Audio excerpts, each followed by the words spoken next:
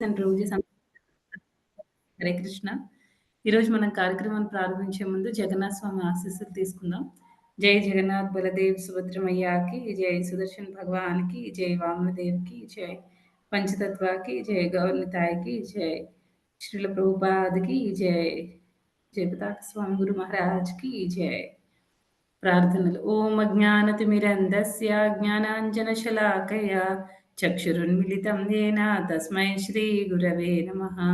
నమో విష్ణుపాదాయ కృష్ణప్రస్థాయ భూతలే శ్రీమతే భక్తివేదాంత స్వామినిధి నామినే. నమస్తే సరస్వతే దేవే గౌరవాణి ప్రచారిణే నిర్విశేష శూన్యవాది పాశ్చాత్య దేశతారిణే. జయ శ్రీకృష్ణ చైతన్య प्रभु नित्यानंद श्री अद्वैत गदाधर श्रीवासादि गौरभक्त वृंदा. हरे कृष्णा कृष्णा कृष्णा हरे हरे, हरे राम राम राम हरे हरे. हरे कृष्ण.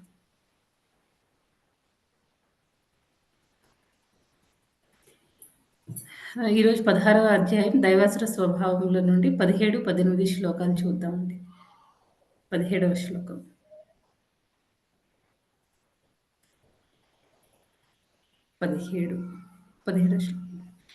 ఆత్మసంభావితాః స్తబ్ధా ధనమానమదాన్వితాః యజంతే నామ యజ్ఞైస్తే దంభేన విధిపూర్వకం. అనువాదము. స్వయం సంతుష్టులను మరియు ఎల్లప్పుడూ గర్వితులను, ధనము మరియు దురభిమానముల చేతను భ్రాంతి నొందిన వారై, వారు కొన్ని మార్లు దంభముతో నియమ నిబంధనలను అనుసరింపకుండా నామకార్థము యజ్ఞములను ఆచరింతురు. 18వ శ్లోకం. అహంకారం బలం దర్పం కామం క్రోధం చ సంశ్రితాః మమాత్మ పరదేహేషు ప్రద్విషంతోభ్యసూయకాః. అనువాదము. అహంకారము చేతను, బలము చేతను, గర్వము చేతను, కామము చేతను, క్రోధము చేతను భ్రాంతి నొందిన వారై అసుర స్వభావము కలవారు తమ దేహములందును ఇతర దేహములందును నిలిచియున్న దేవాది దేవుడనైన నా ఎడ అసూయ కలవారై నిజమైన ధర్మమును దూషింతురు. ఈరోజు మనం ఈ 2 శ్లోకాలు చూద్దామండి. 17, 18 శ్లోకాలు. ఫస్ట్ స్టార్టింగ్‌లో అంతా ఇది ఈ ఈ అధ్యాయం పేరేంటంటే, అంటే ఇందులో ఉండే భగవంతుడు చెప్పే ప్రతి పాయింట్‌ని కూడా మనలో ఆ క్వాలిటీ ఉందా లేదా అని మనం చెక్ చేసుకోవడానికి వీలుగా ఉంటుందన్నమాట.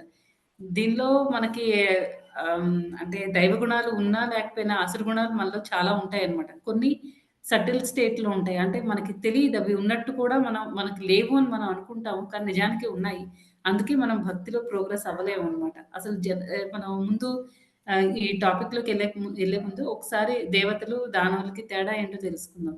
ఎవరైతే భగవంతుడి భక్తిలో భగవంతుడు చెప్పిన ఇన్‌స్ట్రక్షన్స్‌ని చాలా ఇష్టంగా ఫాలో అవుతారో వాళ్ళకి దైవీ గుణాలు ఉన్నట్టనమాట. వాళ్ళు దేవతలు. ఎవరైతే భగవంతుడికి ఎగనెస్ట్‌గా ఉంటారో, భగవంతుడి పట్ల వైరం పెంచుకుంటారో, అసూయ అవన్నీ కలిగి ఉంటారో, భగవంతుడి పట్ల ఎలాంటి ప్రేమ కూడా ఉండదో, అలాంటి వాళ్ళు అలాంటి వాళ్ళు రాక్షస స్వభావం కలిగిన వాళ్ళు తర్వాత వాళ్ళని రాక్షసులుగా చెప్తారనమాట. అయితే ఈ 16వ అధ్యాయం మొత్తంలో కూడా భగవంతుడు ఫస్ట్ 6 శ్లోకాల్లో ఏం చెప్పారండి? ఇవి దైవీ గుణాలు, ఇవన్నీ అసుర గుణాలు అని చెప్పేసి వాళ్ళ లక్షణాలు ఎలా ఉంటాయి అనేవి ఫస్ట్ 6 శ్లోకాల్లో డిస్క్రైబ్ చేశారు. ఎందుకు అవన్నీ చెప్పాల్సొచ్చింది? ఎందుకంటే అర్జునుడు డైలమాలో ఉన్నాడనమాట. తనకి క్లారిటీ ఇవ్వాలి. నీలో అసుర గుణాలు లేవు. నువ్వు దైవీ గుణాలు కలిగిన వాడివి అని భగవంతుడు తర్వాత 7వ శ్లోకంలో 7 నుంచి వచ్చే శ్లోకాల్లో చెప్పారనమాట. అంటే క్లారిటీ ఇచ్చారు. నీలో ఈ మంచి గుణాలన్నీ ఉన్నాయి. కాబట్టి నువ్వు అంటే ఇప్పుడు యుద్ధం చేయనని అవన్నీ చెప్తున్నారు గదా! అంటే ఎవరి గురించైతే బాధపడకూడదో వాళ్ళందరి గురించి బాధపడడం, భగవంతుడి ఇన్‌స్ట్రక్షన్స్‌కి వ్యతిరేకించాలనే ఉద్దేశం లేకపోయినా అక్కడ ఆయన అలాగే ప్రవర్తిస్తున్నారు కాబట్టి నీలో అన్ని మంచి లక్షణాలన్నీ ఉన్నాయి. నువ్వు చెడుగా ఈ రకంగా ఆలోచించకూడదు అని భగవంతుడు మొత్తం క్లారిటీ ఇస్తున్నారనమాట అర్జునుడికి. అలా తర్వాత భగవంతుడు డీటెయిల్డ్‌గా ఇంకా ఈ ఏం అంటే ఈ ఎవరైతే అసుర స్వభావం కలిగిన వాళ్ళుంటారో వాళ్ళ లక్షణాలు, వాటన్నిటి గురించి చెప్తూ వస్తున్నారనమాట. అయితే 17వ శ్లోకంలో చూస్తే 17వ శ్లోకంలో భగవంతుడు ఏం చెప్తున్నారండి? ఎవరైతే ఈ అసుర స్వభావం కలిగిన వాళ్ళు ఎలా ఉంటారు అనే దాని గురించి మాట్లాడుతున్నారనమాట. ధనము మరియు మిథ్యాహంకారములచే మోహితులై ధనము మరియు మిథ్యాహంకారములచే మోహితులై కృతార్థులమని భావించుచు సదా గర్వితులై వారు కొన్ని మార్లు విధి నియమములను పాటింపకనే దంభముతో నామకార్థము యజ్ఞములను ఒనరింతురు. వీళ్ళేం చేస్తారండి? వాళ్ళకి ధనం అవన్నీ ఉన్నాయి అని చెప్పేసి మిథ్యాహంకారంతో ఉంటారనమాట. మోహానికి గురయ్యి ఉంటారు. చాలా గర్వం కూడా కలిగి ఉంటారనమాట. ఉండి ఏం చేస్తారు? విధి నియమాలు అలాంటివేవి పాటించకుండా వాళ్ళు యజ్ఞాలని చేస్తారు అని చెప్తున్నారనమాట ఇక్కడ. అంటే ఇక్కడ వీళ్ళు ఆహ్, ఇప్పుడు మనకి కొన్ని ధర్మం ఇప్పుడు భాగవతం ఏం చెప్తుందండి? ఎవరైతే ధర్మాన్ని పాటించకుండా ఉంటారో అలాంటి వాళ్ళు అలాంటి మనుషులు దేనితో సమానం అండి? జంతువులతో 2 కాళ్ళ జంతువులు అని భాగవతం చెప్తుంది.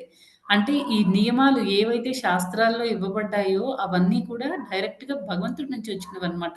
అవన్నీ మనం రిజెక్ట్ చేయడానికి లేదు. మనకిష్టం ఉన్నా లేకపోయినా మన ఇష్టంతో సంబంధం లేదు. ఎందుకంటే ఇప్పుడు గవర్నమెంట్ కొన్ని రూల్స్, రెగ్యులేషన్స్ పెట్టిందనుకోండి. మనకిష్టం లేకపోవడం ఏంటి? అవన్నీ ఫాలో అవ్వడం వల్ల మనకి మంచిది.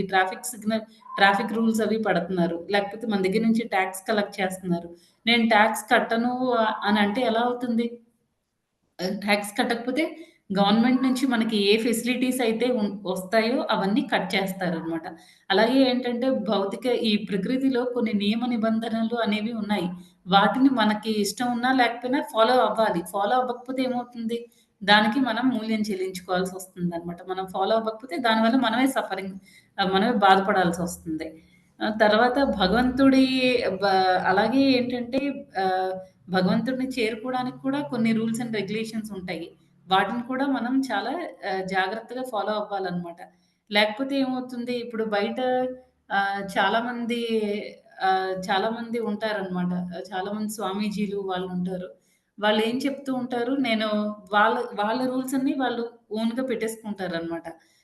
కొన్ని ఆర్గనైజేషన్స్ కానీ, వాళ్ళ మెయిన్ సోర్స్ ఏంటంటే, వాళ్ళ మెయిన్ ఉద్దేశ్యం ఏంటి అంటే ఇప్పుడు ఆహ్, అన్ని మాంసభక్షణ చేయకూడదు, మద్యపానం తీసుకోకూడదు, తర్వాత వ్యభిచారం చేయకూడదు.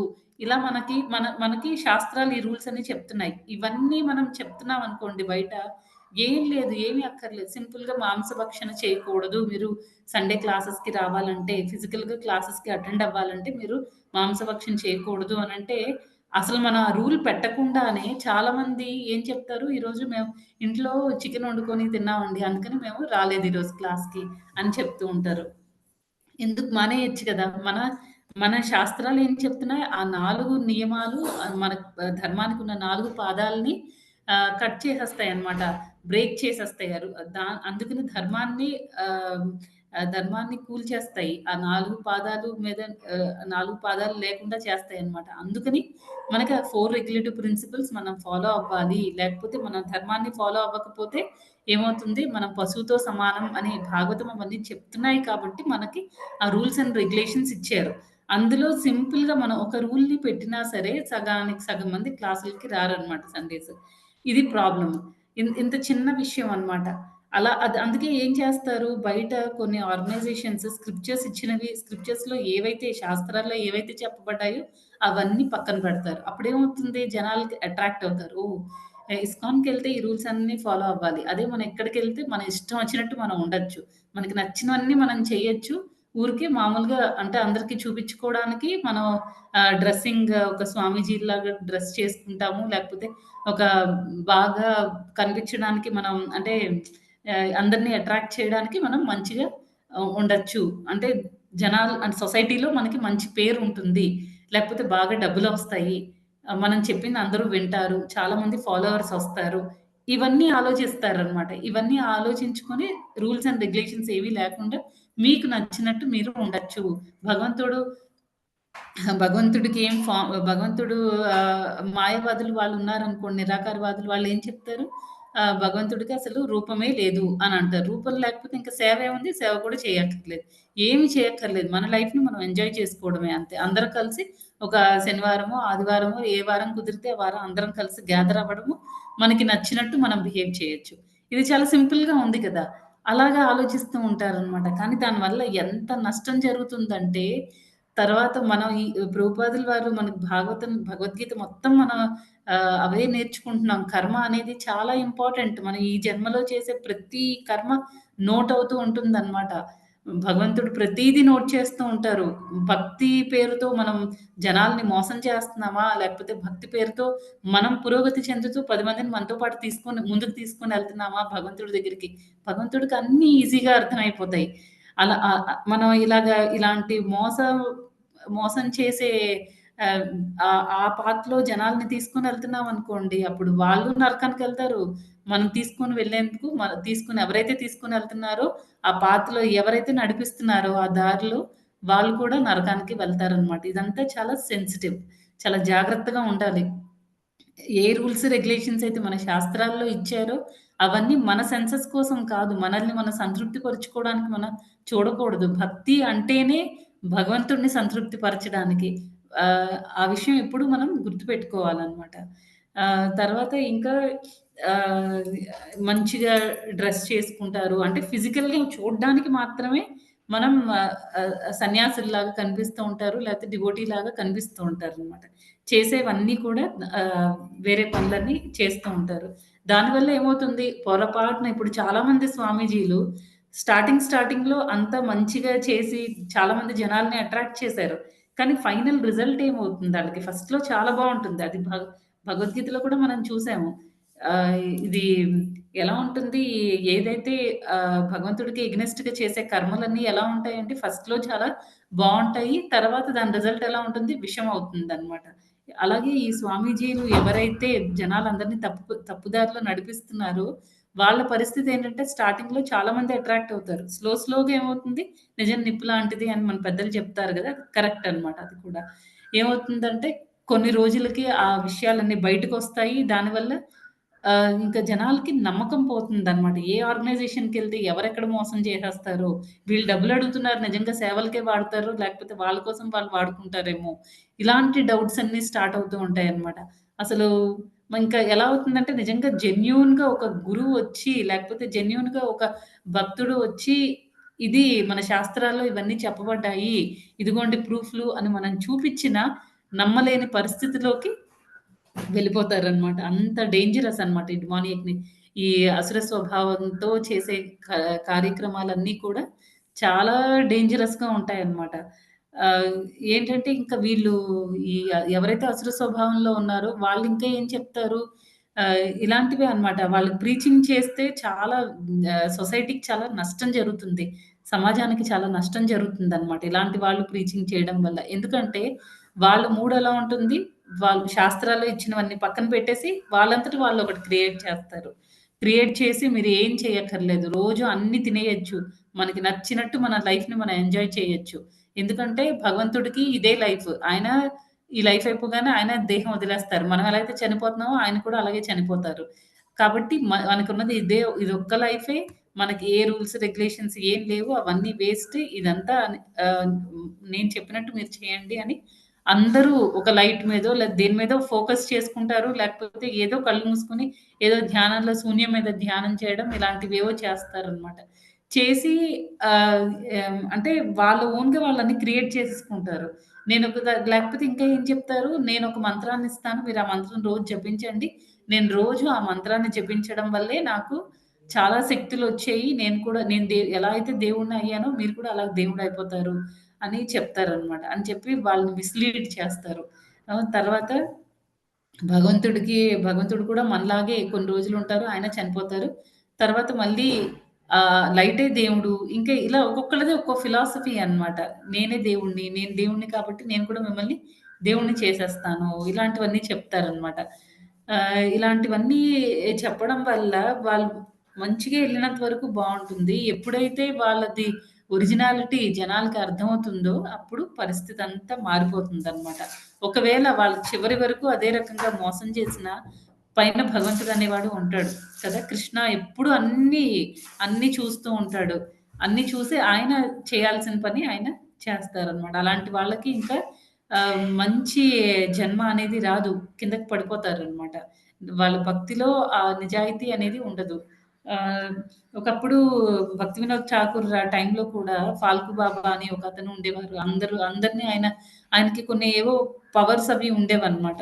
ఆ పవర్స్ అన్నీ చూపిచ్చి జనాలందరూ ఇంకా ఆయన శివుడి అంశ అని కొంతమంది, విష్ణుమూర్తి అంశ అని కొంతమంది, ఇలా ఆయనే భగవంతుడు ఇంకా చాలా ఆయనకి చాలా తెలుసు. మా పిల్లలకి పిల్లలు లేకపోతే పిల్లల్నిచ్చారు. తర్వాత ఇలా రకరకాలుగా అన్నమాట. ఆయన గురించి అంతా స్ప్రెడ్ చేయించుకుంటారతను.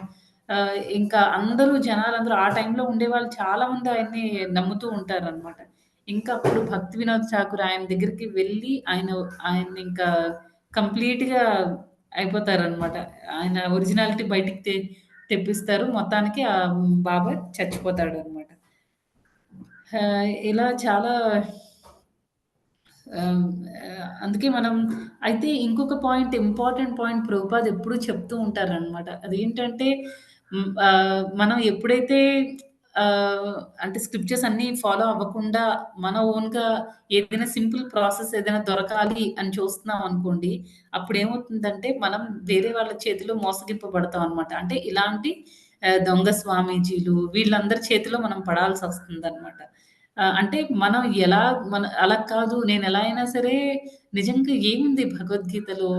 ఏదో ఉంది. నాకు తెలియడం లేదు. నేనవన్నీ తెలుసుకోవాలనుకుంటున్నాను.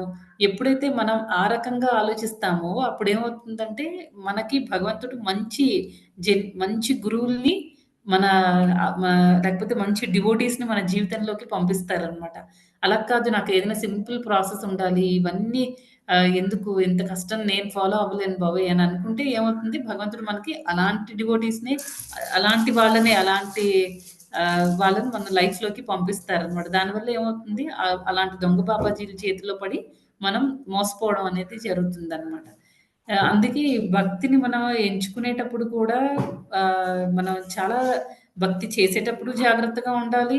భక్తిలోకొచ్చేటప్పుడు జాగ్రత్తగా ఉండాలనమాట. ఈ ప్రాసెస్ మనం హంబుల్‌గా ఉంటే అంటే వినయ విధేయతలతో ఉంటే ఈ భక్తి ప్రాసెస్ అనేది చాలా ఈజీ. అలా కాదు మన హృదయంలో ఏమాత్రం అనర్థాలనేవి కొంచెం కొంచెం ఉన్నా సరే వాటిని మనం ఐడెంటిఫై చేయగానే వాటిని కట్ చేసుకోవాలి. లేకపోతే ఏమవుతుందంటే, మనం కూడా భక్తిలో ఉన్నట్టు అంటే మన సెన్సెస్‌ని గ్రాటిఫై చేసుకోవడానికి మనం భక్తిలో ఉంటాం. దానివల్ల భగవంతుడికి మనం ఏ రకంగా కూడా తృప్తి పరచలేమనమాట. ఫర్ ఎగ్జాంపుల్ ఎవరికైనా ఒక్కొక్కసారి కొంతమందికి ఎలా ఉంటుందంటే, మనకు తెలీదనమాట. ఆ లక్షణాలు చెడు లక్షణాలు ఉన్నాయి అని కూడా మనకి తెలియకుండానే అవి మాయ చాలా కేర్‌ఫుల్‌గా స్లోగా మనలో ఎంటర్ అయిపోతూ ఉంటుంది మనకి. కానీ మనకది కూడా అర్థం చేసుకోలేం. సపోజ్ ఎవరి మీదైనా మనం ద్వేషం చూపిస్తున్నామనుకోండి, లేకపోతే ఎవరి మీదైనా మనం అసూయ చెందుతున్నామనుకోండి, అది మనకు కూడా ఒక్కొక్కసారి ఐడెంటిఫై చేయలేము. మనకది ఎలా కనిపిస్తుందంటే, వాళ్ళు నన్నేదో అన్నారు, నేనేదో కొంచెం కోపం నాకొస్తుంది అని మనం ఆలోచిస్తాం. కానీ యాక్చువల్‌గా అదేమవుతుందంటే, మనలో ఇంటర్నల్‌గా కొంచెం కొంచెం అసూయ అనేది డెవలప్ అవుతుంది. ఒక సర్టెన్ స్టేజ్‌కొచ్చేసరికి డెఫినిట్‌గా మనకి అది ఏంటి? ఎందుకు మనలో ప్రాబ్లమా? వాళ్ళలో ప్రాబ్లమా? అనేది మనకర్థమవుతుంది. ఆ స్టేజ్‌లో వెంటనే మనం కట్ చేసుకోవాలి. అయితే ఆ కట్ చేసుకోవడం అనేది కూడా మనకది ఇన్‌బిల్ట్ క్యారెక్టర్ అనమాట. మనకి పూర్వజన్మలో మనం చేసిన కర్మల వల్ల అది న్యాచురల్‌గా మనలో ఉండే స్వభావం. కొన్ని నెగెటివ్ గుణాలు. లైక్ గర్వపడ్డము, లేకపోతే ఈజీగా కోపం అవ్వడం, ఎవరైనా కొంచెం ప్రవోక్ చేస్తే వెంటనే మనకి కోపం రావడము అవన్నీ జరుగుతాయన్నమాట. అవన్నీ జరుగుతాయి కాబట్టి మనం అంటే అవన్నిటిని మనలో ఆ నెగెటివ్ క్వాలిటీస్ ఉన్నాయి అనే విషయాన్ని మనం ఈజీగా అర్థం చేసుకోవాలి. అర్థం చేసుకోగానే దాన్ని మనం అక్కడే కట్ చేయాలి. లేకపోతే ఈ ఈ ఎగ్జాంపుల్ అసూయ అనేది తీసుకుంటే అది స్లోగా స్టార్ట్ అవుతుంది.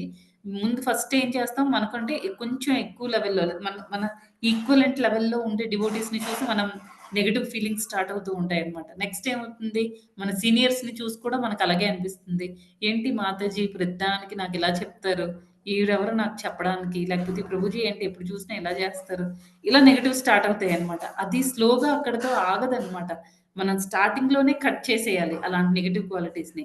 లేకపోతే ఏమవుతుందంటే అదలా స్లోగా మనం అంటే భక్తుడు అనే వేషంలో ఉంటాము.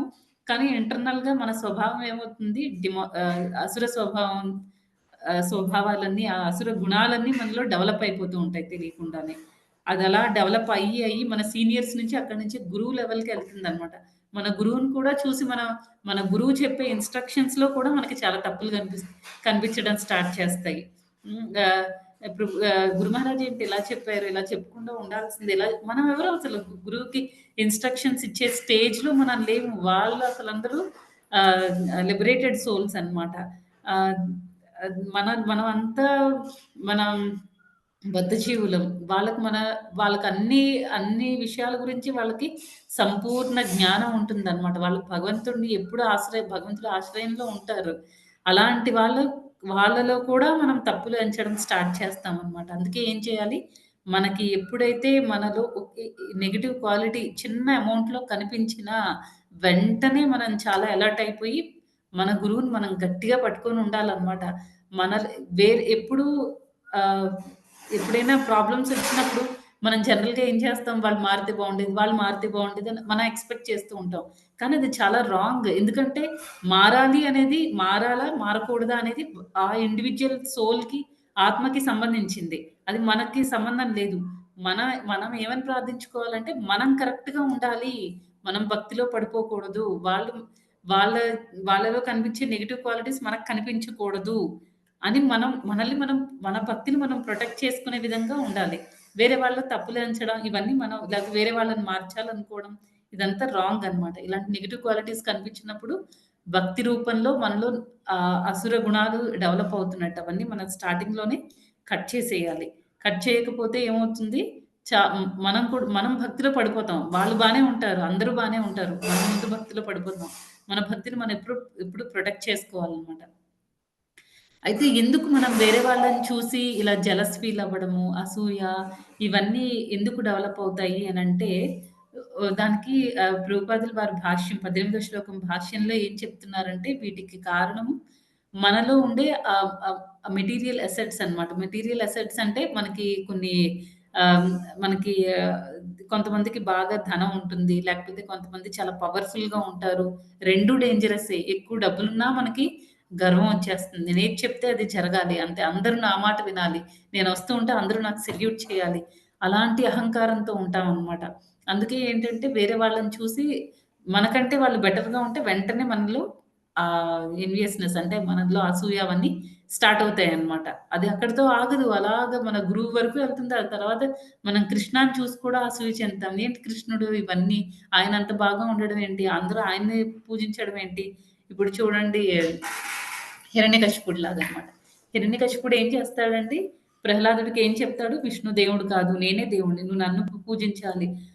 ఓం హిరణ్యకశిపాయ నమః" అని చెప్పేసి నేర్పించడం స్టార్ట్ చేస్తాడు. అంతా అలాగే స్ప్రెడ్ చేస్తాడనమాట. మిగతా లోకాల్లో కూడా. ఇవన్నీ ఎందుకొచ్చాయి? అతను తపస్సు చేశాడు, కొన్ని శక్తులు సంపాదించాడు. నాకింకా చావే లేదు. ఎవ్వరు నన్ను చంపలేరు అనే గర్వం వచ్చిందనమాట. ఆహ్, దానివల్ల అవసరం ఉన్నా లేకపోయినా వేరే వాళ్ళతో ఫైటింగ్‌కి వెళ్తూ ఉంటారు అలాంటి వాళ్ళు. వాళ్ళ ఎనర్జీ చూపించుకోవాలి కదా! నేను గ్రేట్. అందరూ గ్రేట్ అని ఒప్పుకోవాలి. ఒప్పుకోకపోతే ఒప్పిస్తారనమాట. అలా ఇవన్నీ చాలా నెగెటివ్ క్వాలిటీస్. నెక్స్ట్ ఇంకా ఏంటి మనకి జ్ఞానం లేకపోవడం. ఇది కూడా చాలా భయంకరం అనమాట. జ్ఞానం అంటే చదువుకి మనం మెటీరియలిస్టిక్‌గా చదువుకున్న చదువులకి, జ్ఞానానికి సంబంధం లేదు. ఈ జ్ఞానం వేరు, ఆ జ్ఞానం వేరు. ఎందుకంటే మనం ఫిజిక్స్‌లు, కెమిస్ట్రీలు, సోషల్‌లు తర్వాత ఇవన్నీ అంత చదివేసి మనం పెద్ద సైంటిస్ట్‌లయిపోయినా, ఏదైపోయినా సరే మనకి భగవంతుడికి సంబంధించిన జ్ఞానం లేకపోతే వేరే వాళ్ళ మనం ఎంత మెటీరియలిస్టిక్‌గా అంటే భౌతికంగా మనం ఎంత హై పొజిషన్‌లో ఉన్నా మనలో భగవంతుడి దృష్టిలో రాక్షస స్వభావం కలిగిన వాళ్ళమే అవుతాం అన్నమాట. ఈ నెగెటివ్ క్వాలిటీస్ అన్నీ మనం డెవలప్ చేసుకుంటే. 18వ శ్లోకంలో ఏం చెప్తున్నారండి? మిథ్యాహంకారము, బలము, గర్వము, కామము, క్రోధము వీటన్నిటి వల్ల భ్రాంతి చెంది ఉంటారన్నమాట. భ్రాంతులైన అసుర స్వభావులు తమ దేహమునందు మరియు ఇతరుల దేహమునందు నిలిచి ఉన్న దేవదేవుడైన నా ఎడ అసూయ కలవారే నిజమైన ధర్మమును దూషింతురు. వాళ్ళు ఈ క్వాలిటీస్ అన్నీ వాళ్ళలో ఉంటాయన్నమాట. మిథ్యాహంకారం, బలము, గర్వము, కామము, క్రోధము. ఈ క్వాలిటీస్ అన్నీ ఉండడం వల్ల వాళ్ళసలు భగవంతుడు వాళ్ళలో ఉన్న వాళ్ళు చేసే పనులు ఎలా ఉంటాయంటే వాళ్ళని ఇబ్బంది పెడుతూ ఉంటాయి. వేరే వాళ్ళ హృదయంలో ఉన్న భగవంతుడిని కూడా ఇబ్బంది పెడుతూ ఉంటాయన్నమాట. ఆ రకంగా వాళ్ళు ప్రవర్తిస్తారు. ఇది ఎందుకు అనంటే ఒకటి వాళ్ళకున్న మెటీరియల్ అసెట్స్, వాళ్ళకున్న ఆ డబ్బు, తర్వాత బలం, పవరు ఇవన్నీ కూడా. చాలా సార్లు మనం కూడా మన లైఫ్‌లో చూస్తూ ఉంటాం అనమాట. కొంతమంది చాలా నార్మల్‌గా ఉంటారు. అంతవరకు చాలా నెమ్మదిగా చాలా అబ్బా! వీళ్ళెంత మంచివాళ్ళో అని మనకనిపిస్తుంది. వన్స్ వాళ్ళకి ఏదైనా ఫైనాన్షియల్‌గా వాళ్ళ స్టేటస్ పెరిగిందనుకోండి, అంటే ఆర్థికంగా వాళ్ళు కొంచెం అభివృద్ధి చెందారనుకోండి, వాళ్ళలో ఎంత మార్పు కనిపిస్తుందంటే, నిన్న మొన్నటి దాకా నార్మల్‌గా ఉన్న వీళ్ళేనా ఈరోజు ఇలా ప్రవర్తిస్తున్నారు. ఇలా ఇంక వాళ్ళ మాటకి ఇంక ఎవరు అక్కడి అవతల పక్క ఎవరున్నారు? వాళ్ళతో మనం అలా మాట్లాడొచ్చా? లేదా ఒకప్పుడు వీళ్ళు నాకు సాయం చేసిన వాళ్ళు, లేకపోతే ఒకప్పుడు నేను వాళ్ళ ఇంటికెళ్ళి అవన్నీ ఇంక మర్చిపోతారనమాట. వాళ్ళ ఆర్థికపరమైన వాళ్ళ స్టేటస్ వాళ్ళకి ఎంత వాళ్ళకి ప్రాబ్లమ్ క్రియేట్ చేస్తుందంటే, ఇంకా కంప్లీట్ చేంజ్ అనమాట. అన్నీ మర్చిపోతారు. చాలా రాక్షసంగా కూడా బిహేవ్ చేస్తూ ఉంటారు. ఎందుకలా చేస్తున్నారో కూడా వాళ్ళకి తెలీదు. అంటే జస్ట్ నేను గ్రేట్ అని ప్రూవ్ చేసుకోవాలి అంతే. తర్వాత ఇంకా ఇవన్నీ కారణాలనమాట. ఆహ్, ఈ అసూర్ ఆహ్, ఎందుకు మనం వేరే వాళ్ళని చూసి అసూయ చెందుతాము అంటే, ఒకటి మనకున్న ధనము, తర్వాత ప్రెస్టేజ్, తర్వాత మనకున్న బలం, పవర్ ఇవన్నీ కూడా మనల్ని ఆ రకంగా వేరే వాళ్ళని చూసి అసూయ చెందే రకంగా ఉంచుతుందనమాట. ఇంకొకటి ఏంటి అంటే, మనకి జ్ఞానం లేకపోవడం. భగవంతుడు అనేవాడు ఉన్నాడు. ఆయన అందరికంటే పవర్‌ఫుల్. మనకి లైఫ్‌లో మనకేవైతే ఉన్నాయో అవన్నీ కూడా ఏంటంటే జస్ట్ మనకి భగవంతుడు మనకిచ్చాడు. మనం వాటిని ఒక కేర్ టేకర్ లాగా భగవంతుడికి సంబంధించినవి మనం జస్ట్ మనకి మనం వాటిని ఉపయోగించి భగవంతుడి సేవకు మనం ఉపయోగించుకొని, మనం ఈ జన్మలో చేసినవన్నీ అన్ని పుణ్యకార్యాలు అంటే అన్ని భగవంతుడికి సంబంధించిన కార్యాలు, భగవత్ సేవ చేసుకొని భగవద్ధామానికి చేరుకోవాలి అనే జ్ఞానం ఉండాలనమాట. నిజమైన జ్ఞానం ఏంటి? మనం భగవంతుడి యొక్క సేవకులం అనేది తెలుసుకోవడం నిజమైన జ్ఞానం. కానీ దాన్ని వదిలేస్తే ఏమవుతుంది? ఈ జన్మలో అన్ని పాపకార్యాలు చేస్తే మనం అవన్నీ నెక్స్ట్ లైఫ్‌ని ప్రిపేర్ చేసుకుంటున్నట్టనమాట. నెక్స్ట్ లైఫ్ మనకి ఎంత దారుణంగా ఉంటుందో ఈ జన్మలో మనం చేసే కర్మల్ని బట్టి క్లియర్‌గా తెలిసిపోతుంది. నెక్స్ట్ ఇంకా ఏమవుతుంది? ఈ ఇలాంటి నెగెటివ్ క్వాలిటీస్ అసుర స్వభావాలన్నీ మనం డెవలప్ చేసుకోవడం వల్ల మనకి మన అంటే ఎప్పుడూ ఇప్పుడు మనం ఒక్కొక్కసారి మన మనలో చాలామంది అబ్జర్వ్ చేసే ఉంటారు. ఏంటంటే మనం హ్యాపీగా ఉన్నామనుకోండి, మన బాడీ కూడా చాలా లైట్‌గా ఉన్నట్టుంటది. అలా కాకుండా మనం చాలా కోపంతో లేకపోతే ఎవరి గురించైనా ఎవరినైనా నన్నిలా అన్నారు, నేనెలా అయినా సరే వాళ్ళకి తిరిగి రివెంజ్ తీర్చుకోవాలి, పగ తీర్చుకోవాలి, వాళ్ళని వదలకూడదు. వాళ్ళెవరసలు నన్ను అనడానికి అని చెప్పేసి మనం చాలా కోపంతో, ద్వేషంతో రగిలిపోతున్నాం అనుకోండి. అప్పుడేమవుతుంది, అప్పుడు మన బాడీలో చాలా ఇంటా బరువెక్కువైపోతుంది. ఆ! బరువెక్కినట్టుగా ఉంటుంది. ఆ! ఒళ్ళంతా బాగా వేడిగా అయిపోయినట్టు ఆహ్, కోపంతో రగిలిపోతూ ఉంటామనమాట. అంటే మన బాడీలో కొన్ని రకాలైన ఈ ఆహ్, హ్మ్, కొన్ని రకాల కెమికల్స్ అవి డెవలప్ అవుతాయండి. మనం అలాగా ఉండకూడదనమాట. లైట్‌గా ఉంచుకోవాలి మన బాడీని. ప్రశాంతంగా ఉంచుకోవాలి. అప్పుడేమవుతుంది మనసు ప్రశాంతంగా ఉంటుంది. బాడీ ప్రశాంతంగా ఉంటుంది. దానివల్ల మనం భగవంతుడి మీద ఎక్కువ కాన్సంట్రేట్ చేయగలము.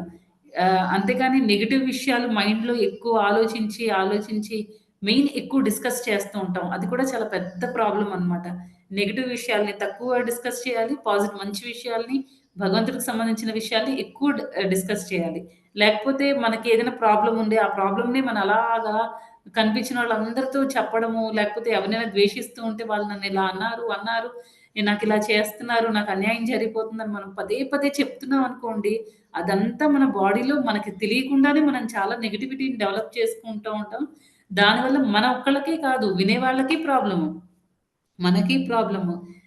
తర్వాత మనం భక్తిలో ఎంతో కొంత ఇప్పుడు చేస్తున్నాం కదా! అది కూడా చేయలేకుండా అయిపోతామనమాట.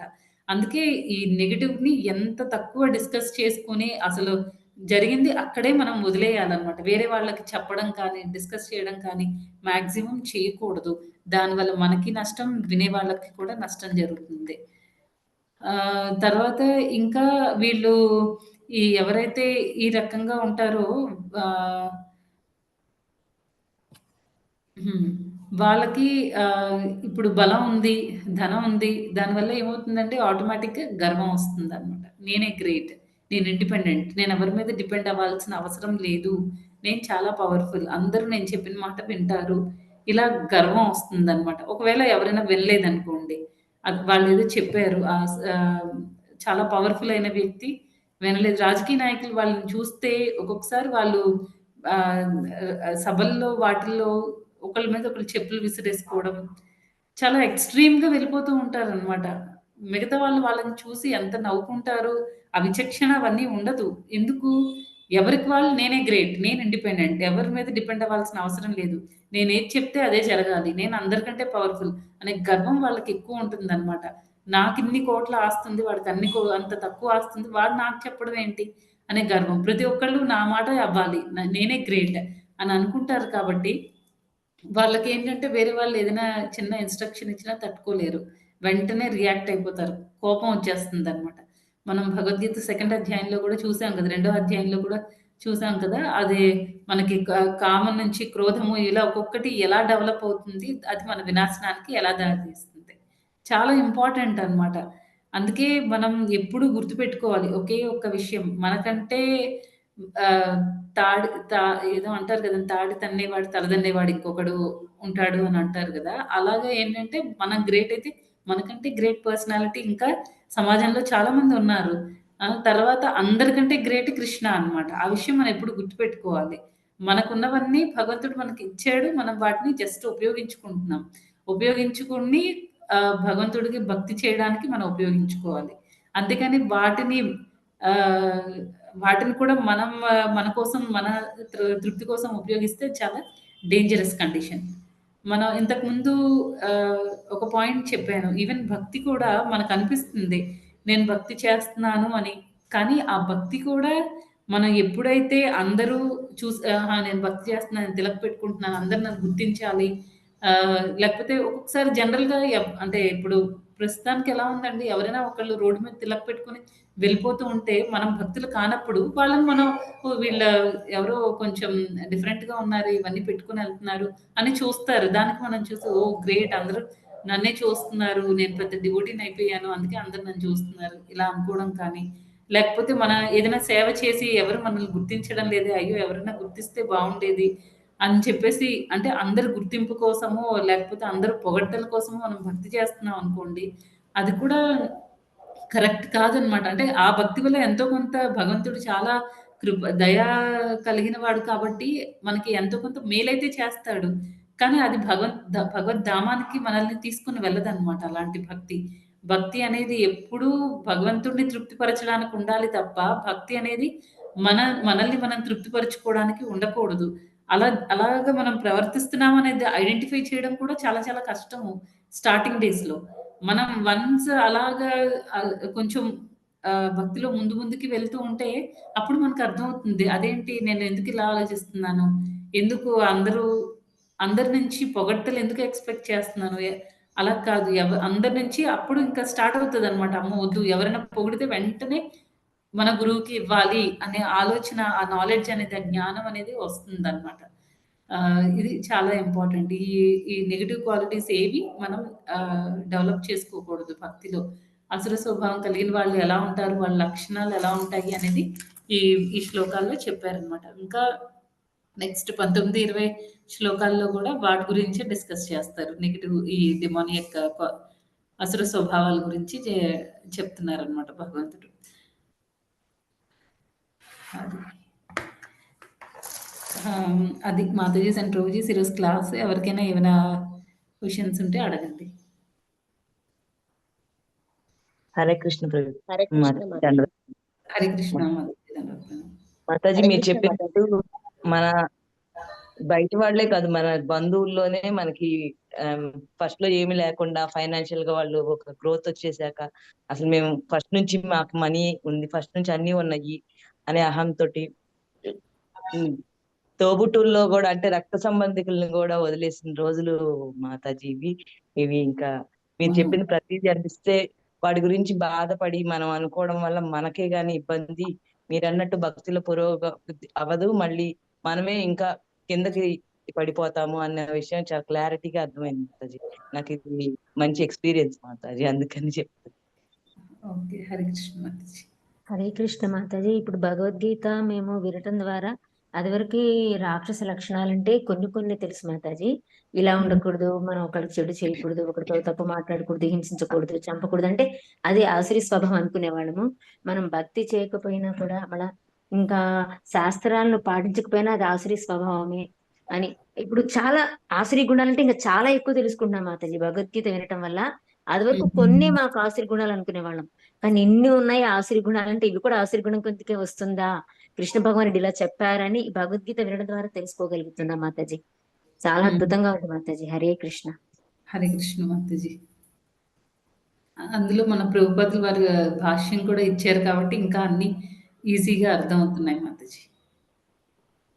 అదే మాతాజీ, కొన్ని కొన్ని దండవత్ వింటుంటే ఇవి ప్రణామం. కూడా ఆసురి గుణాల కిందకు వస్తాయి అనమాట అని ఇప్పుడు తెలుసుకోగలుగుతున్నా మాతాజీ. అవును, రైట్.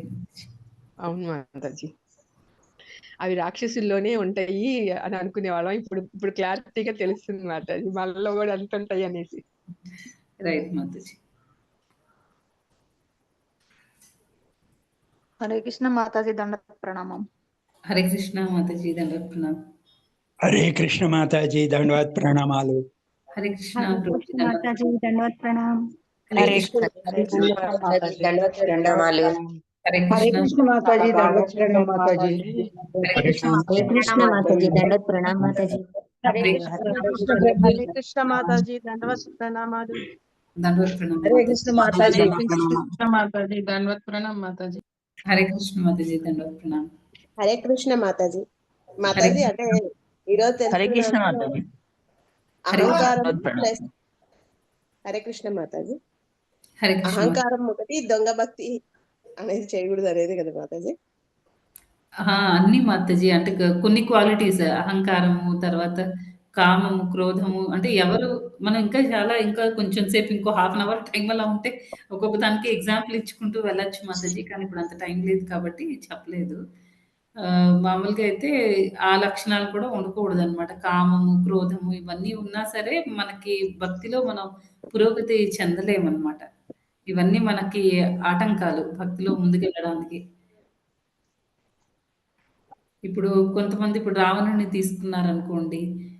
కామం అనే దాని వల్ల పతనం చెందాడు. తర్వాత శిశుపాలుని తీసుకుంటే భగవంతుడి పట్ల ఎంత చిన్నప్పటి నుంచే ఎంతో చాలా క్రోధం పెంచుకుంటాడు శిశుపాలుడు. దానివల్ల పతనం చెందాడు. తర్వాత ఒక్కొక్కళ్ళు ఇలా ఒక్కొక్క దానికి ఎగ్జాంపుల్స్ చెప్పుకుంటూ వెళ్ళొచ్చు మాతాజీ. తర్వాత కంసుడు ఉన్నాడనుకోండి. ఆయన కూడా అంతే గదా! భగవంతుడి మీద చాలా ద్వేషం పెంచుకుంటాడు. ఎందుకు? ఒక ఆకాశవాణి నుంచి ఒక మెసేజ్ విని, అలా కాకుండా వీళ్ళెవరు వాళ్ళలో ఉండే ఆ గుణాల ఆశ్రయం తీసుకోకుండా, ఇప్పుడు సపోజ్ కంసుడి విషయమే తీసుకోండి. కంసుడికి ఆకాశవాణి నుంచి ఆ మెసేజ్ వచ్చింది. దేవకి ఎనిమిదో సంతానం నిన్ను నువ్వు దేవకి ఎనిమిదో సంతానం చేతిలో చంపబడతావని. వెంటనే ఆయన భగవంతుడి ఆశ్రయం తీసుకుంటే తనకున్న గుణం యొక్క ఆశ్రయం తీసుకొని భగవంతుడి పట్ల ద్వేషం పెంచుకోకుండా, ఒకవేళ ఆయన భగవంతుడి ఆశ్రయం తీసుకొని ఉంటే అదంతా ఉండేది కాదు కదా! చాలా సింపుల్ ప్రాసెస్ అన్నమాట. భగవంతుడు క్షమించేసి ఉండేవాడు. అసలు అదంతా జరిగుండేది కాదు. కానీ ఆయన ఏం చేశాడు? భగవంతుడి ఆశ్రయం తీసుకోలేదన్నమాట. ఎందుకంటే అసురుల యొక్క స్వభావం అలా ఉంటుంది. అదే భక్తులనుకోండి, ఏదైనా వాళ్ళకి ఉన్న ఏదైనా నెగెటివ్ క్వాలిటీస్ కనిపిస్తే వెంటనే అమ్మో! ఇదంతా మళ్ళీ ఎక్కడ పెరిగిపోయి పెద్దదైపోయి నేను భగవంతుడికి దూరం అయిపోతానేమో! ఈ క్వాలిటీతో నేను భగవంతుడికి దగ్గరికెళ్ళి నా మొహం నేను ఎలా చూపించుకుంటాను? ఈ రకంగా ఆలోచించి వెంటనే కృష్ణ నాలో ఈ నెగెటివ్ క్వాలిటీస్ ఉన్నాయి. సరే, కృష్ణుడి ముందు చెప్పడం కూడా మనకి కాదు. మన గురువు ముందు చెప్పాలి. లేకపోతే మన సీనియర్ డివోటీస్ ఎవరైతే గైడ్ చేస్తున్నారో వాళ్ళకి చెప్పామనుకోండి, వాళ్ళు సొల్యూషన్ చూపిస్తారు. ఫాస్ట్‌గా మనం దాని నుంచి బయటపడిపోవచ్చు. దానివల్ల ఏమవుతుందంటే మనం అంత మంచి స్టెప్ తీసుకున్నందుకు కృష్ణ కూడా సాటిస్ఫై మనల్ని మన కొంచెం ఇంకొంచెం ఆయన వైపుకి లాక్కుంటాడనమాట. అది సింపుల్. కానీ ఎవరైతే అసుర స్వభావం ఉన్నారో వాళ్ళు అలా ఆలోచించరు. నేనెందుకు వేరే వాళ్ళ దగ్గర తగ్గాలి? వాళ్ళు అలా చేశారు కాబట్టి నేను తిరిగి రిటర్న్ ఇచ్చేయాలి అంతే. అలా ఆలోచిస్తారు. దానివల్ల వాళ్ళు కరెక్ట్ మేడం. పతనం చెందుతారు మాతాజీ. అది. అవును మేడం. అంటే మాతాజీ ఇప్పుడు ఇంట్లో వాళ్ళకి అసుర ఇప్పుడు పరీక్షిత్ గుణాలుంటే మహారాజుని మరి మనం కంసుడు దైవీ గుణాల్లో ఎగ్జామ్ మీద ఉంటాం అంటే తీసుకొచ్చాడు కుదరదు మాతాజీ. కదా మాతాజీ. వాళ్ళకి అలానే సమాధానం చెప్పాల్సి వస్తుంది కదా. మరి అది ఎలా తీసుకోవాలి మాతాజీ? ఇంట్లో వాళ్ళకి మనలో కూడా చాలా నెగెటివ్ క్వాలిటీసే ఉన్నాయి మాతాజీ. మనలో ఉండే ఆ పాజిటివ్ క్వాలిటీస్ చాలా తక్కువ. అంటే ఇప్పుడు మనం భక్తిలోకి వచ్చాం కాబట్టి మనం మనలో క్వాలిటీస్ అన్నీ పోయినట్టు కాదు. ఇంకా మనం క్యారీ చేస్తున్నాం కాబట్టే మనం ప్యూర్ భక్తి చేయలేకపోతున్నాం. అయితే ఇంట్లో అంటే వాళ్ళు మనలో మనకి అసుర గుణాలున్నా మనల్ని మనము నష్టపోతాం మాతాజీ. వేరే వాళ్ళు మన వల్ల నష్టపోరు కదా. అలా వేరే వాళ్ళు సపోజ్ మాతాజీ ఒక నాతో ఎగ్జాంపుల్ ఉందాము అంటే మరి వాళ్ళని తప్పుదారికి వెళ్ళిపోతారు కదా మాతాజీ. మనం కరెక్ట్ గా గైడ్ చేయాలి కదా వాళ్ళకి.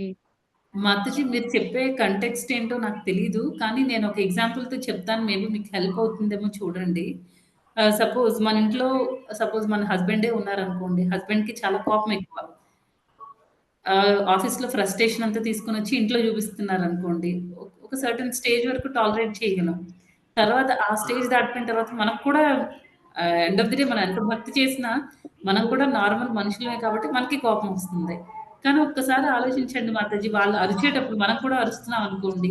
ఏమవుతుంది? మన భక్తి పోతుంది. మనం చేసే ఆ కొంచెం ఎందుకంటే అంతవరకు వాళ్ళకి అంత కోపం ఉన్నా సరే నెక్స్ట్ వాళ్ళు రియలైజ్ అయ్యే అవకాశం మనం ఇవ్వట్లేదు. మనం కూడా వాళ్ళతో పాటు అరుస్తున్నాం. అప్పుడేమవుతుంది మాతాజీ? అంతవరకు మనకి భక్తి చేయడానికి కొంచెమైనా సపోర్ట్ దొరికేది.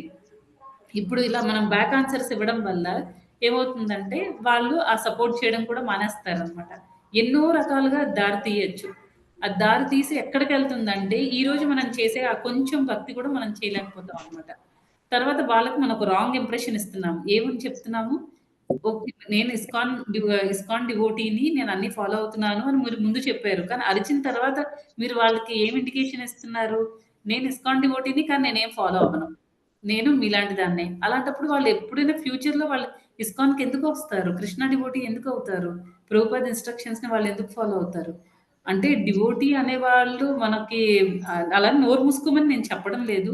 ఎప్పుడు ప్రభుపాద అంటారు కదా! రైట్ టైమ్‌లో, రైట్ సిట్యుయేషన్‌లో కరెక్ట్ టైమ్‌లో మనం చెప్పాలనమాట. మనం మన వివేకాన్ని, మన బుద్ధిని మనం ఉపయోగించి ఆ టైమ్‌లో మనం నెమ్మదిగా చెప్పాలి. అంటే రాంగ్ సిట్యుయేషన్‌లో మనం రైట్ వర్డ్స్ యూజ్ చేసినా పని చేయవు మాతాజీ.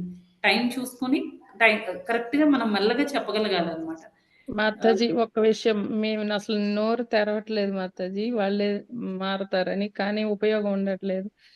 ఇప్పుడు మీరు చెప్పిన గుణాలన్నీ మా అత్తగారిలో ఉన్నాయి. ఇంకా సత్వగుణాలు. వాళ్ళ పిల్లలు మారట్లేదు. మా పిల్లలు మారట్లేదు దానివల్ల. మేము బాధపడాల్సొస్తుంది. మేము అట్లా ఉంటే సత్వగుణంలో ఉందామని ఉన్నా గానీ మాకే నష్టమేమో అనిపిస్తుంది. లేదు మాతాజీ బాధపడొద్దు. ఇదేంటంటే మనకి భక్తిలో వచ్చిన తర్వాత వెంటనే పరిస్థితులు మారవు మాతాజీ. ఒకవేళ మీరు భక్తిలో రాకుండా ఉంటే ఇలా కూడా మీరు హ్యాండిల్ చేయలేకపోయేవాళ్ళు. కానీ మీరొచ్చారు కాబట్టి ఎంతో కొంత మీరు సహనంతో ఉండగలుగుతున్నారు. కంటిన్యూ చేయండి మాతాజీ. ప్రార్థించండి. ప్రతిరోజు దేవుడిని అంటే మనం ఆ నెగటివిటీని మనం ఫేస్ చేసేటప్పుడు మనకి వాళ్ళ గురించి నేనెందుకు ప్రార్థించాలి? ప్రార్థించడం వల్ల ఉపయోగం ఏంటి అని మనకు ఒక్కొక్కసారి అనిపించొచ్చు. కానీ ఏంటంటే ప్రార్థనలు చాలా చాలా ఎఫెక్టివ్‌గా ఉంటాయన్నమాట మాతాజీ. చాలా పనిచేస్తాయన్నమాట చాలా వరకు. తర్వాత ఇంకొకటి కూడా గుర్తుపెట్టుకోండి మాతాజీ. ఎవరైనా మనం మంచి చేస్తున్నా వాళ్ళు తిరిగి మనకి చెడే ఇస్తున్నారు అంటే దానికర్థం మనం పూర్వ జన్మల్లో ఎన్నో జన్మల్లో చేసుకున్న నెగెటివ్ కర్మ ఉంటది కదా! బ్యాడ్ కర్మ. అదంతా వాళ్ళు తీసేస్తున్నారు మాతాజీ. వాళ్ళు నిజానికి వాళ్ళు మనకి హెల్ప్ చేస్తున్నారు. ఎందుకంటే నెగెటివ్ కర్మ పోతేనే మనం భగవంతుడి దగ్గరికి ఇంకా ఇంకా వెళ్ళగలుగుతాం అనమాట. లేకపోతే మన ఆ ప్యూరిఫికేషన్ ప్రాసెస్ జరుగుతుంది. ఇప్పుడు మీరు ఆ ప్రాసెస్‌లో ఉన్నారనమాట. బాధపడకండి మాతాజీ. ధైర్యంగా ఉండి ఇంకా చెయ్యండి. ఎవరైతే పిల్లల కోసం అది వాళ్ళ కర్మ మాతాజీ. వాళ్ళు ఏదో తెచ్చుకొని వచ్చారు. దాంతో ఏమవుతుందంటే వాళ్ళు మంచిగా బిహేవ్ చేద్దామన్నా సరే చేయలేరు. అందుకే ఏం చేయాలి? వాళ్ళ వాళ్ళ కోసం కూడా మీరు ప్రార్థించండి. వాళ్ళు మారాలి. అంటే వాళ్ళు నా పిల్లలు లేకపోతే నా కొడుకు, నా కూతురు, మా నా భర్త అలా కాదు. ఈ జీవి ఏం చేసుకొనొచ్చిందో ఇంతగా చెడుగా ప్రవర్తిస్తుంది అనే కంపాషన్, ఆ దయ అనేది మనలో స్లోగా డెవలప్ అవ్వాలి మాతాజీ. మన డెవలప్ అవ్వడానికి మనం ఏం చేయాలో భక్తిలో మనం ఎంత స్ట్రాంగ్‌గా ఉంటే మనలో మంచి క్వాలిటీస్ డెవలప్ అవుతాయి. ప్లస్ మనం వేరే వాళ్ళ గురించి కూడా ఆలోచిస్తూ ఉండాలన్నమాట. వాళ్ళ గురించి కూడా మనం ప్రార్థించాలి. అయ్యో! వీళ్ళు ఏదో మాతాజీ నెగెటివ్‌గా చేసుకున్నారు. అందుకే ఇలా మాతాజీ చాలా చాలా మార్పు వచ్చింది మాతాజీ. హ్మ్. కాకపోతే నేను మా అత్తగారు కామ్‌గా ఉంటది గదా! ఆవిడ ఇప్పుడు నేను మంచిగా ఉంటే ఆవిడతో వీళ్ళు మళ్ళీ మొదటికొస్తారేమో అని ఆవిడతో రిలేషన్ అంతగా ఉండట్లేదు మాతాజీ నాకు. రోజు క్లాస్‌లోనేమో పెద్దాళ్ళతో బావుండాలి అది ఇది అని చెప్తారు. మరి హ్మ్. ఈమె బిహేవియర్ ఏమో అలా ఉంటుంది. మరి పిల్లలు అందరూ బావుంటేనే గదా ఫ్యామిలీ బావుండేది. అది ఆవిడకి తెలియట్లేదు. మరి మెడిటేషన్ చేస్తా ఉంటది. కానీ ఎప్పుడు చూసినా వాళ్ళు ఏది చేసినా మాట్లాడదు. ఆళ్ళకి సపోర్ట్‌గా ఉంటది. పిల్లలందరిని అంతే చేస్తుంది మాతాజీ. అది చాలా తప్పు కాదు మాతాజీ. మరి ఆవిడతో మా రిలేషన్ ఎలా మెయింటైన్ అవుతది? నేను ప్రసాదమే పెడుతున్నాను ఆవిడకి. ఆవిడ గురించి మంచిగానే ఆలోచిస్తా. కాకపోతే ఎదురుపడి మాట్లాడదలుచుకోవట్లేదు. అది తప్పని తెలిసినా గానీ నేను అలానే ఉండాల్సొస్తుంది. అదే ప్రాబ్లమ్ మాతాజీ. మాట్లాడకపోవడం మంచిదే మాతాజీ. మనం ఫేస్ టు ఫేస్ వచ్చి డైరెక్ట్‌గా ఒకళ్ళనొకళ్ళు అనుకోవడం వల్ల ఇద్దరికీ కర్మొస్తుంది. దానికి బదులు మాట్లాడకపోవడం మంచిదే. కానీ ప్రార్థించండి మాతాజీ. ఇంకా అంటే మీకు ఇంకా డీటెయిల్డ్‌గా కౌన్సెలింగ్ లాగా కావాలి అనంటే మీ భక్తి వృక్ష లీడర్‌కి కాంటాక్ట్ అవ్వండి మాతాజీ. అన్ని డీటెయిల్స్ చెప్పండి. దానివల్ల ఏంటంటే మీకు మనం ఎలా ఉండాలో ఇప్పుడు ఎదుటి వాళ్ళని మార్చలేము మాతాజీ. అది చాలా టఫెస్ట్ టాస్క్ అన్నమాట. ప్రార్థించడం వరకే మన పని. వాళ్ళు మారతారా లేదా అనేది వాళ్ళకి, కృష్ణుడికి సంబంధించిన విషయం. కానీ మనం మాత్రం ప్రార్థించడంలో తప్పు లేదు.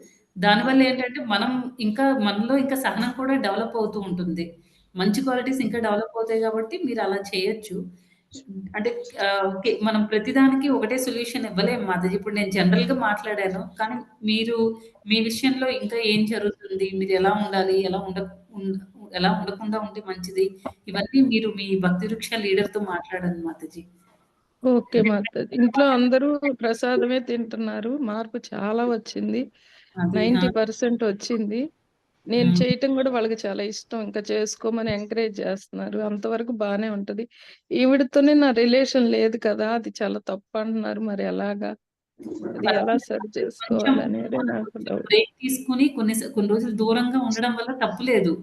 వాళ్ళే అర్థం చేసుకుంటారు. కానీ ఎందుకంటే ఇప్పుడు ఏజ్‌లో పెద్దవాళ్ళు అలాంటి వాళ్ళకి మనం చెప్పామనుకోండి ఇలా ఉండకూడదు, ఇది, అది అని మనం మాట్లాడినా వాళ్ళకి కోపం వస్తుంది. అసలు వినరు మాతాజీ. వినరు చెప్పిన. హ్మ్. దాని ఆవిడ బదులు నేను చేసేదే కరెక్ట్ అనుకుంటదంతే. హ్మ్. మీరు కామ్‌గా ఉండడమే మంచిది మాతాజీ. వాళ్ళతో కొన్ని రోజులు దూరంగా ఉంటేనే రోజు ప్రసాదం తింటున్నారు గదా! మనం ఇంకా హ్మ్. ఆలోచించక్కర్లేదు. అది ఒక్కటి జరుగుతుంది గాబట్టి ఇంకా మీరే అంటున్నారు కదా మాతాజీ 90% చేంజెస్ వచ్చాయి ఇంట్లో అని. ఆవిడలో హ్మ్. గూడా వస్తాయి మాతాజీ. డెఫినెట్‌గా. Okay Mataji. Thank you Mataji. Thank నాకు యూ ఫస్ట్ మాతాజీ. డే నుంచి ఈ డౌట్ ఉంది మాతాజీ. ఇవాళ క్లియర్ అయింది బాగా. Thank you Mataji. హరే హరే కృష్ణ. హరే కృష్ణ మాతాజీ. దండవత్ ప్రణామం మాతాజీ. హరే కృష్ణ ప్రభుజీ. దండవత్ ప్రణామం. పర్సనల్ సొల్యూషన్ బాగా చక్కగా చెప్పారు. హరే కృష్ణ మాతాజీ. ప్రభుజీ. హరే కృష్ణ మాతాజీ దండవత్ ప్రణామం. హరే కృష్ణ మాతాజీ. దండవత్ ప్రణామం. హరే కృష్ణ మాతాజీ. సునీత మాతాజీ ప్రశ్న వేయటం వల్ల ఆల్మోస్ట్ అందరికి కూడా అర్థమై ఉంటుంది మాతాజీ. హరే కృష్ణ. హరే కృష్ణ మాతాజీ. హరే కృష్ణ మాతాజీ. మాతాజీ వినడం అంతా ఈజీనే గానీ ఇంప్లిమెంట్ చేయడమే చాలా చాలా చాలా కష్టం మాతాజీ. కష్టం. అవును. అవును మాతాజీ. కానీ మాతాజీ మనం స్ట్రాంగ్‌గా ఉండాలి అంతే. ఎలా అయినా ఇంప్లిమెంట్ చేయాలి. ఎందుకంటే అవన్నీ చేయడం వల్ల నేను కృష్ణ దగ్గరికెళ్తాను అని ఫైనల్ రిజల్ట్ గోల్ మనకుంది కదా మాతాజీ. అది మనం పదే పదే గుర్తు చేసుకుంటూ ఉంటే ఒకరోజు ఫెయిల్ అవుతాం. రెండో రోజు ఫెయిల్ అవుతాం. కంటిన్యూయస్‌గా మనం ప్రాక్టీస్ చేస్తూనే ఉంటే కంపల్సరీ ఇంప్లిమెంటేషన్ కూడా జరుగుతుంది మాతాజీ. మన భక్తిలో అవరోధం అంటే మన ఇంట్లో వాళ్ళే అవుతారేమో మాతాజీ, పేరెంట్స్ కావచ్చు, పిల్లలు కావచ్చు. అది కొంచెం బాధ అనిపిస్తుంది మాతాజీ. ఎందుకంటే చెప్పినా అర్థం చేసుకోవచ్చు. మీరు కూడా మాట్లాడి అని అంటారు, ఇంకా అక్కడ వరకు ఎందుకు లేని మనమే సైలెంట్ గా ఉండాలేమో అనిపిస్తుంది. ఎందుకంటే మనందరం డిఫరెంట్ మాతాజీ వచ్చాము. మాతాజీ కొంచెం బాధపడుతున్నారు కదా మాతాజీ. వాళ్ళ వల్లే మాతాజీ ఇంకా దేవుడికి దగ్గర అవుతున్నారని నాకు అనిపిస్తుంది మాతాజీ. అలా పాజిటివ్ గా కూడా అనుకోవచ్చు కదా మాతాజీ.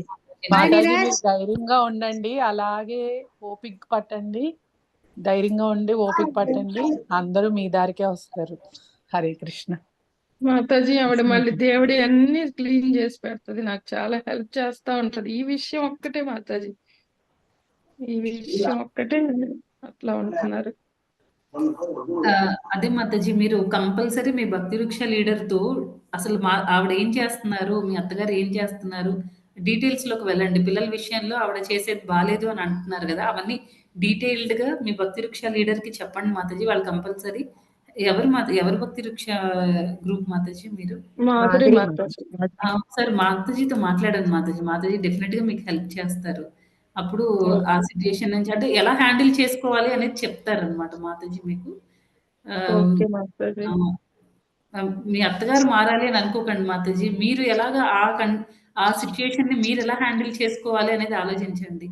అది ఫస్ట్ ప్రయారిటీ. తర్వాత స్లోగా చేంజెస్ అనేవి భగవంతుడు రోజు ప్రసాదం పెడుతున్నారు కదా మాతాజీ, ఇంకా డెఫినెట్ గా వస్తారు కంపల్సరీ ఏదో ఒక రోజు.